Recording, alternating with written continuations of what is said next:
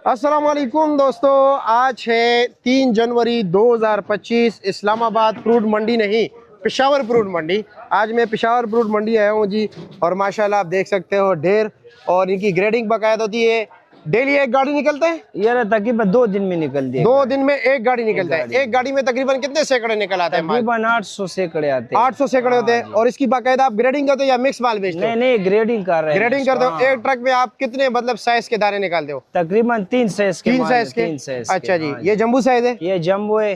अच्छा जी, और ये वाला छोटा माल निकलता है, ये वाला वो सामने छोटा माल है। हाँ जी, वो 3 नंबर है, वो 2 नंबर, वो 2 नंबर ये है जी। ये 2 अच्छा, नंबर। ये 2 नंबर है। साइज के लिहाज से क्वालिटी तो बाकायदा है। क्वालिटी बस अलग इसकी कीमत होती और है। टेस्ट कैसा है इसका?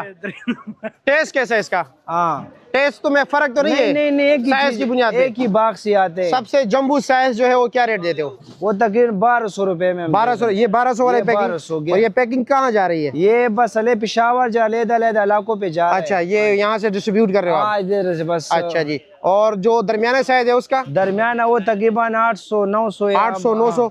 और छोटे साइज का? छोटे साइज का 500 600 500 600। ये आपका जम्बू साइज है? ये जम्बो है जी। अच्छा जी, ठीक हो गया। ओके जनाब, शुक्रिया आपका, मेहरबानी।